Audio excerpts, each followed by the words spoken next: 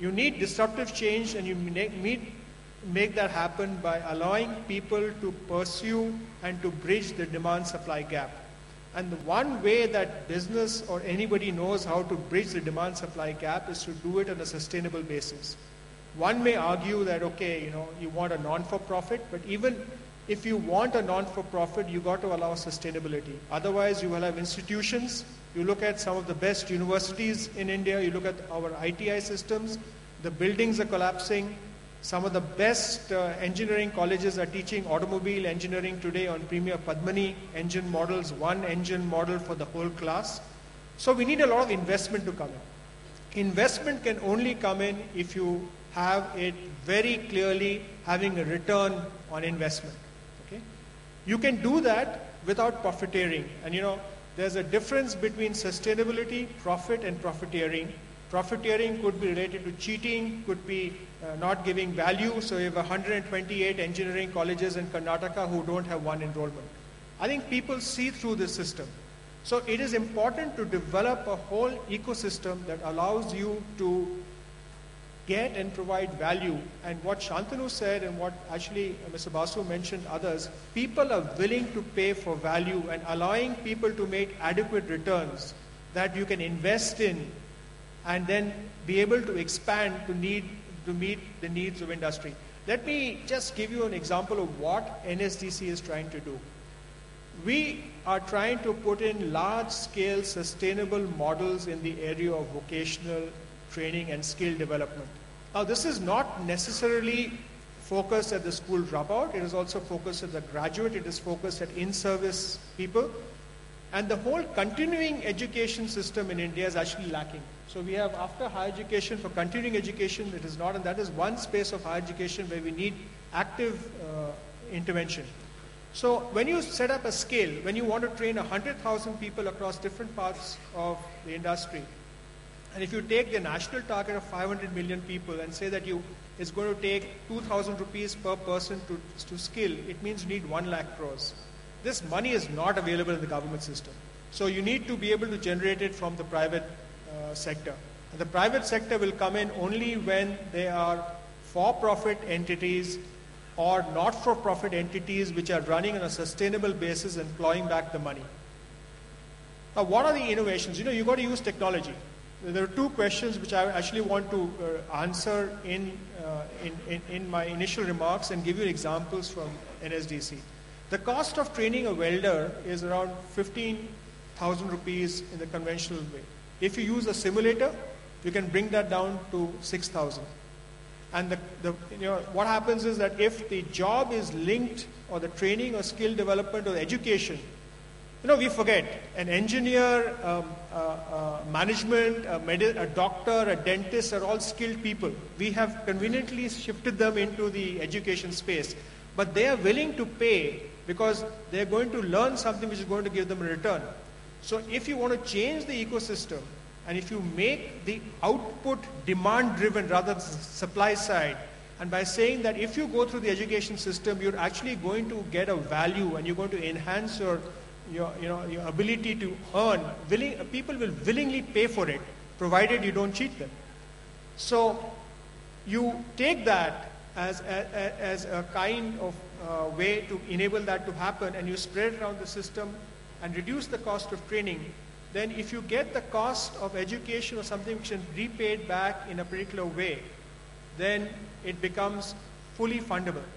So people are setting up for-profit training initiatives with a lot of venture capital. NSDC itself is taking equity, not as a means to earn money on the investment, but as a way to support these entities that are doing that.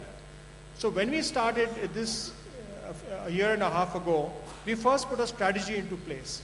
And the strategy had very clear elements. You had people below the poverty line, you had people who did not have access, who could not go to a training center. So you need to make the whole ecosystem inclusive. So you need new instruments. You need education loans, you need skill loans, you need equity participation, you need private sector to actually give a placement fee or to interact with the universities and be able to reimburse them in some way so that for the student, he can get the money back going forward. The second thing, I'll take a minute more, is how do you use and how do you actually get the innovation part in the whole thing? I gave you the example of welding. So how do you take a few teachers to 1 million people? Shantanu is doing that. Other people are actually doing that. So what is the end result that you are seeing in a for-profit driven initiative? And one of the people, or 2 or 3 of people that we have actually funded are NGOs, Pratham. Okay? Now, Pratham is also setting up a scale initiative, but they're making surpluses and they're reinvesting it back. Centum is doing the same thing, but they're making money for the investors. If you need 1 lakh crores to come in, you need private money. And to your answer on private equity, there is a lot of private equity possible in this space. The final thing is that you can't do it piecemeal.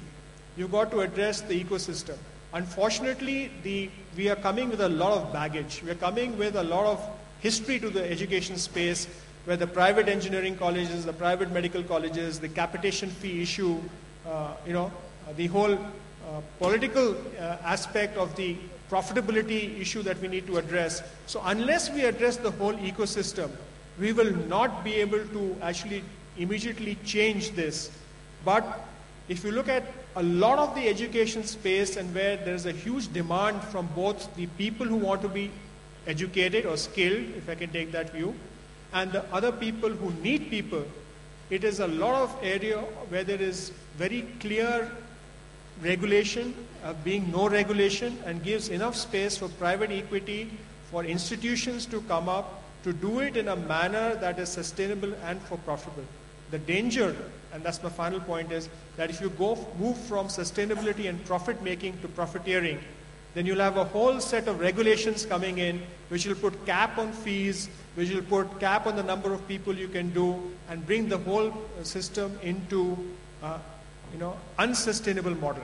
So I think a lot of responsibility is on the new breed of social entrepreneurs, because education will require a new breed of social entrepreneurs to move this from the current state and transform the entire country. Because in 2022, we would really be the human capital of the world. Everybody will be looking for us, for people. And we can only transform this demographic dividend into reality if we focus on education and training in a much more sustainable manner. Thank you, Dilip. I'm going to ask, thank you. Vandana, can you bring a different or a fresh outside perspective, given that you have looked at it from the outside? First of all, I'd like to say that I am a chartered accountant and very proud of it. Even though when I was a teenager, I wanted to be a DJ on local radio, I'm actually really glad my dad said to me, don't be stupid, you've got to do accountancy. I'm going to start with a phrase that I think we all know, which is, give a man fish, he eats for a day, teach a man to fish, and he eats for a lifetime. And I'm going to kind of turn it on its head, and 2 words that have been used, or 1 word that's been used twice this morning quite extensively is the word disruption. So the question is, who feeds the man and who teaches the man? So if we think about government, I believe that government is an enabler. But I think business, at the end of the day, is the innovator and the creator and the replicator. So I'm very much a firm believer of public-private partnership and social entrepreneurs. That's something that I am personally. At the end of the day, I don't believe that the government has got all those skills, the research and development, to be able to really produce what the marketplace needs, because it's industry that knows what the marketplace needs. So industry is kind of saying to government, you're producing all these graduates and we can't use them, so we're going to train them ourselves. So how do we stop that from happening? How do we kind of get industry to interact more? And it is happening. It's certainly happening with our industries. The people who can give the latest skills, who can give the advice on how to do things, is industry. So perhaps we need to change the phrase and not say, give a man fish, he eats for a day, teach a man to fish, he eats for a lifetime. Maybe we need to say, give a man a fish when he's training, and maybe that is the government who gives the man fish. But when it comes to training, what we're trying to basically say is, teach a man to fish ethically, and ethics was one of the things that came out. So you don't trawl the sea and there's no fish left in it, but teach a man to fish ethically with the latest techniques, with the latest inventions, and actually he won't just build a life for himself, he'll actually build a life for the whole community. So the teachers that we need to bring into the, into the equation are actually people from industry. And they're not going to do it unless there's something that motivates them. Profit is one of those elements. So I think profit is absolutely necessary, but not profiteering. And I think another thing that's worth mentioning at this point is, and it's a point that has come up several times in the media, we often have this debate about profiting from education, but I think we need to ask ourselves, who profits from an educated India? And the answer is, not me, not you, not the government, but everyone. So I think that's where we really need to focus. And I disagree with Shekhar Kapoor this morning. He talked about the power of thought being important for innovation, for education and everything. I think it's the power of nurturing thought. If we nurture thought and we give it the right direction, it's going to grow and everyone's going to be able to eat and we're going to survive. So that's the point I wanted to make. Thank you. Thank you, Vandana. Thank you. Can I borrow the mic? Can I ask Professor Vijay Gupta to go next, please?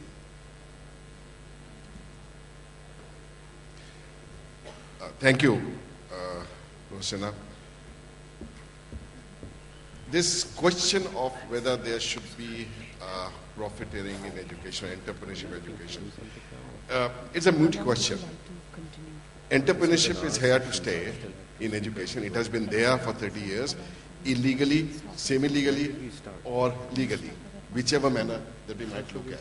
People are making profit in this. Does profiteering or profit-making lead to this reduction in quality? We should compare what was the situation before these private institutions came out and what is the situation today. I see no difference. I think 30 years ago or 20 years ago, when there were no private engineering colleges or private medical colleges, education was not better than what it is in the colleges today. Even today, the education in government engineering colleges, leave aside a few IITs and a few All India Institute of Medical Sciences, leave aside those, the education in government colleges is no better than in private colleges, both of them being bad. I work for a large university in the private sector. I'm constantly targeted with a question like, how can a halwai run a university? Well, if a babu in the ministry, in the UGC, can run a university, why not a halwai? That's a question that I ask. You see, a private entrepreneur has at least profit in his mind, and he knows the profit would come if it would deliver some quality. A babu in the ministry is there only for 2 years or 3 years. All that he cares is political patronage, or at best, and graft at worst. Nobody is paying attention in the government sector, the government university. No better than a private person would do. I'm a little blunt about these matters, but this is where it is. There was a question about innovation in education. How does education lead to innovation? This morning session, I was sitting through a session on innovation, and they were talking about how India is a very innovative country. There are all kinds of innovation coming. Yes, there are innovations.